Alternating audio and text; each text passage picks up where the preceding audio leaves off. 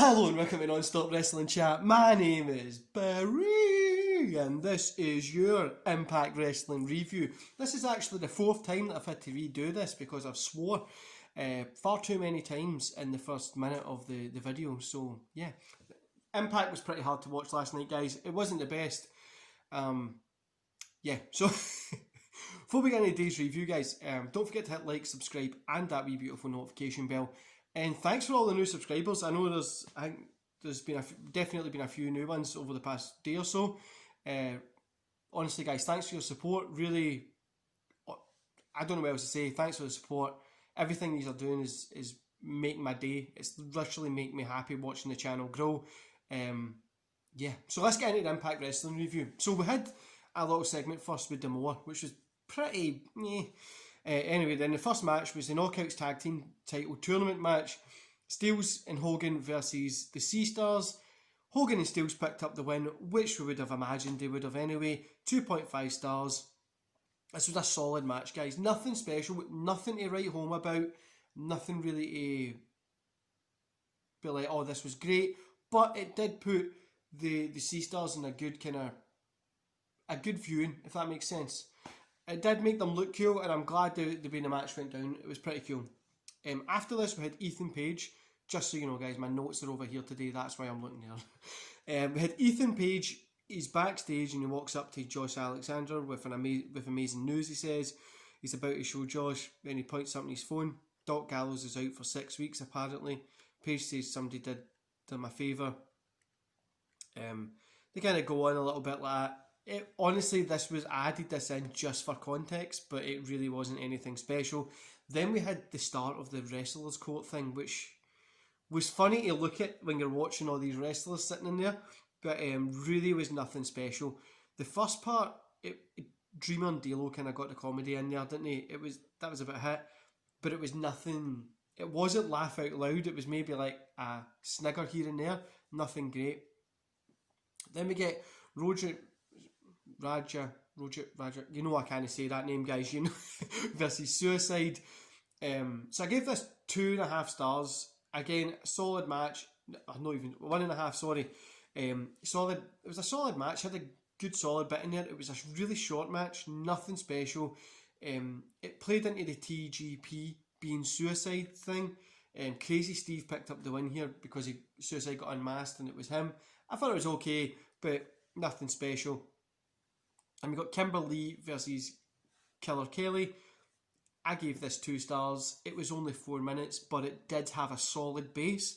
And it definitely had a solid base that they could build a match upon. Like, they can really do something with this. And I really, really hope they do. There is stuff to be done with this, with these two women here in this type of match, well, against each other. Afterwards, Deonna and Kimber celebrate until Susie's music plays. Susie's on the ramp with the mics, just introducing herself. You know, they're kind of going over. There's a little bit of back and forth. They were fighting and stuff like that. Nothing special here again, guys, but it set up a little story and progressed this one, so I'm happy with that. Then we get Gia backstage with the Motor City Machine Guns. She asks Alex Shelley about his status, and he says his neck's fine now, he's feeling better. They've got a 3-step plan, guys. 3 steps. So first, they're coming after Triple XL. Second, they're going after the North for and Shelley. And third, they're going after the Good Brothers for the Impact Tag Team Championship. I think the Good Brothers and Motor City Machine Guns. Every single time I say it, I go to say Motor City Machine Guns. Motor City Machine Guns. I like them. It's not that I don't like them. Then we get Ethan versus the Phenomenal One. Guys, this was... when I seen the AJ stuff come up, I've not even rated this, when I seen the AJ stuff, Phenomenal, AJ Styles, I was like, oh my god, like, did AJ Styles actually go to Impact? How the fuck's this going to work? They're going to get sued the fuck out of WWE, what the fuck's going to happen? This is like... I was like, it can't be... They would have made a bigger thing about this. He wouldn't have been on Impact. He wouldn't have like his first day back Impact. And then Swoggle came out.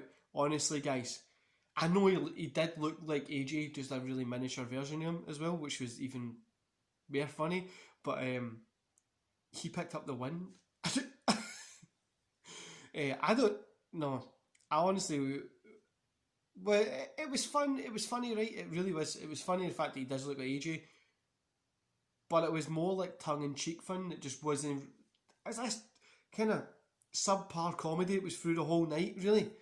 Then we after this we go back to wrestling's court, which the line OJ said, the OJ Simpson of wrestling was said, and well, I think I should just ended it there to be honest with you, but it continued, and I'm just skipping it.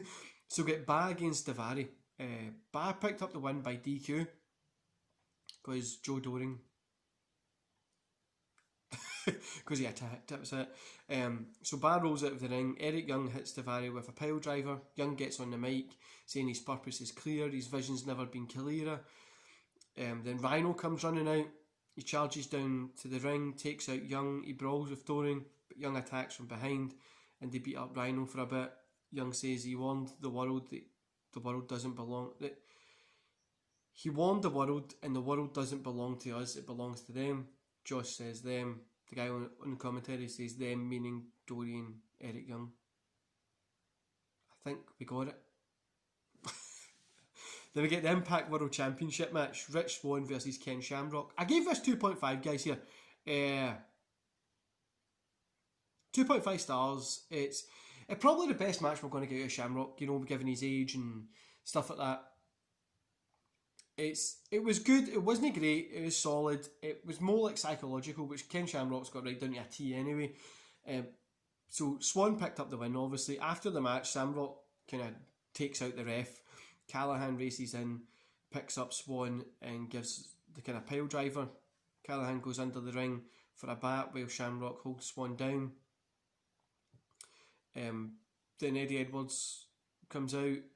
They have this whole thing, you know what I mean? Like D'Lo's there to hold Shamrock back. D'Amore comes out as Shamrock is assaulting D'Lo, and Callahan faces like a kind of Eddie who's in blood and stuff like that. It was pretty cool. It cut off, and that was about it, guys. So I gave the whole show 1.5 stars.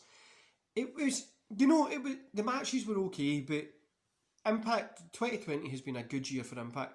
A shit year for the rest of the world, right? But 2020 has actually been pretty good for Impact. I think it's because they're not relying so much on audiences coming in, and they're just like doing wrestling, which is fun. It has been fun, and it's been a pretty okay. It's been a better year than normal. Like Impact's not really been relevant for a long time. TNA haven't been relevant for a long time.